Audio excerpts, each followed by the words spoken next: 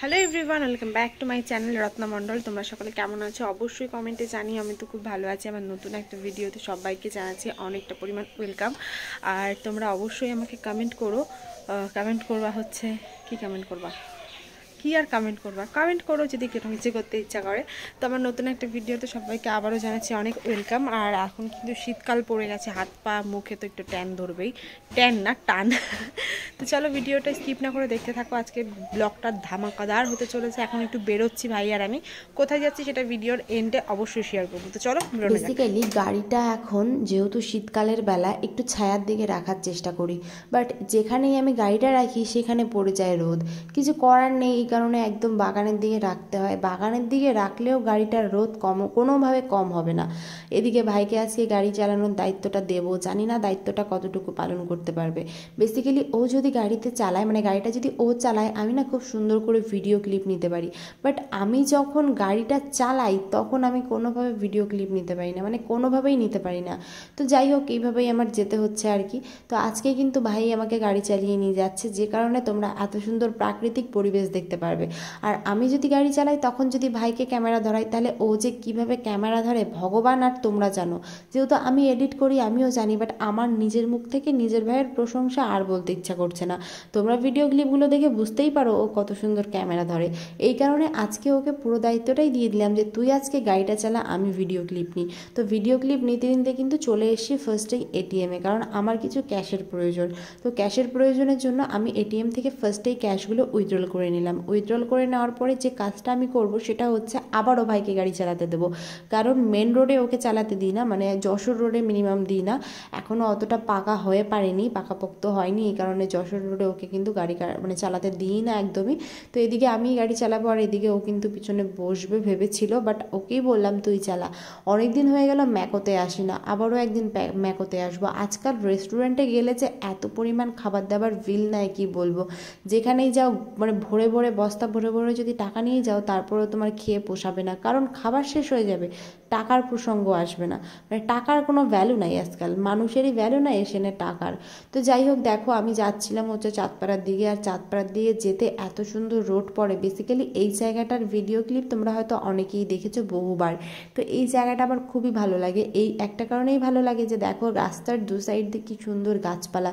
গাছপালা দেখতে আমি খুবই ভালোবাসি, মানে খুবই ভালো লাগে। আর যশোর রোড মানে যে রোডটা চাঁদপাড়া টু বনগাঁয় গেছে, সেই রোডটার তো কোনো তুলনাই নেই। আমি না একদিন যাব গাড়ি নিয়ে বনগাঁতে, কখনো আজ পর্যন্ত গাড়ি নিয়ে বনগাঁতে যাইনি, অত সাহসও আজ পর্যন্ত হয়ে পারেনি।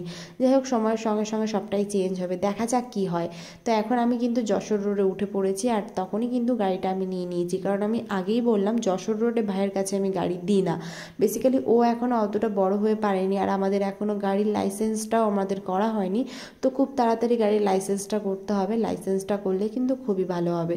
তো দেখো যশোর রোডের আমি তোমাদের আগেই বললাম, যশোর রোডের এই যে যে গাছপালাগুলো এগুলো খুবই সুন্দর, আমার খুবই ভালো লাগে বেসিক্যালি। আর এদিকে আমার একটা কাজ ছিল আজকে বিডিও অফিসে, তো আমি কিন্তু বিডিও অফিসে চলে এসেছি। কী কাজ করতে এসেছি সেটা একটু সিক্রেট থাক, কিছুদিন পর অবশ্যই তোমাদের সঙ্গে শেয়ার করব যে আমি কী কাজ করতে এসেছি।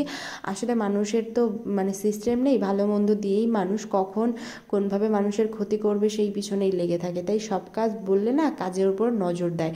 এই ট্রিকটা তোমরাও করে দেখবে, দেখবে ভালো হবে।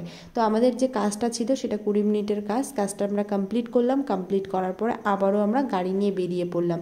এদিকে বজরংবলির আজকে পুজো হচ্ছে। আমি কখনো বজরংবলির পুজো দিইনি, বাট বজরংবলির ভক্ত কিন্তু আমিও। বাট আমি তো জানতাম না আজকে বজরংবলির পুজো হচ্ছে, যদি জানতাম অবশ্যই একটু সময় কাটিয়ে যেতাম। তো এখন যেহেতু বাড়ির দিকে রওনা দিতে হবে, কারণ আজকে কিন্তু আমাদের পাড়াতে একটা কার্তিক পুজো রয়েছে। বেসিক্যালি আগের দিন কার্তিক পুজো ছিল, বাট কার্তিক পুজোটা কিছু কারণবশত আজকে হচ্ছে। তো সেই কারণে সেখানে যাওয়ার জন্য মিষ্টি আরও অনেক কিছু যেগুলো নিতে হবে আমাদের। তো এখন আমি একটা সুন্দর প্লেসে চলে এসেছি, মানে যাওয়ার পথেই সুন্দর প্লেসটা পড়ে। তোমরা হয়তো অনেকেই চেনো, ঢাকুরিয়া স্কুলের পিছনে কত সুন্দর একটা রোড আছে। এই রোডের ভিডিও মনে হয় একবার মেবি দেখেছো তোমরা। আমি ঠিক শিওর না, আশা করি দেখেছো। তো এখানে কিন্তু খুব সুন্দর করে একটা জায়গা রয়েছে, যে জায়গাটা আমার খুব পছন্দ হয়। বেসিক্যালি এই শাল গাছগুলোর জন্য না জায়গাটা আমার বেশি ভালো লাগে। তো আমি একটা সুন্দর প্লেস দেখে শাল গাছের নিচে দাঁড়াবো। রোদ মানে বুঝতেই পারছো এখন যেহেতু একটু শীতকাল, একটু রোদ পড়লে বেশ ভালোই লাগবে। তো সেই কারণে কিন্তু আমি এই জায়গাটা প্রেফার করলাম, যে এর থেকে বেস্ট জায়গা, শান্তশিষ্ট জায়গা হয়তো চাঁদপাড়াতে কোথাও নেই। তো এই হচ্ছে ঢাকুরিয়া স্কুল। এই স্কুল মাঠে কিন্তু অনেকেই মাঠ পাস করার জন্য খাটে। আমারও ইচ্ছা ছিল, বাট সেটা ইচ্ছা হয়েই থেকে গেল। জানি না কি আর হয়তো কখনোই পসিবল হবে না। তো এই কারণে আমি এখন এখানটায় একটুখানি সুন্দর করে কিছু ভিডিও ক্লিপ করব, যে ভিডিওগুলো তোমরা দেখতেই পারবে, আমার ইনস্টাগ্রামে আমি পোস্ট করে দেবো। তো ওখানে আমরা প্রায় 20 মিনিটের মতন ছিলাম। দেন ওখান থেকে বেরিয়ে আমি পুজোর জন্য মিষ্টি নিয়ে নিলাম, কারণ আমার তো এখান থেকে বাড়িতেও যেতে হবে, তাই না? তো মিষ্টির দোকান থেকে মানে মিষ্টি দেখে আমার প্রচণ্ড মিষ্টি খেতে ইচ্ছা করছিল, বাট আর খাওয়ার টাইম পাইনি। এদিকে আমি বাড়িতে ঠিক টাইম মতনই চলে এসে, কিন্তু বাড়িতে এসে না ঘুমিয়ে পড়েছিলাম, যেহেতু হসপিটালে যাওয়া আসা হচ্ছে কিছুদিন ধরে।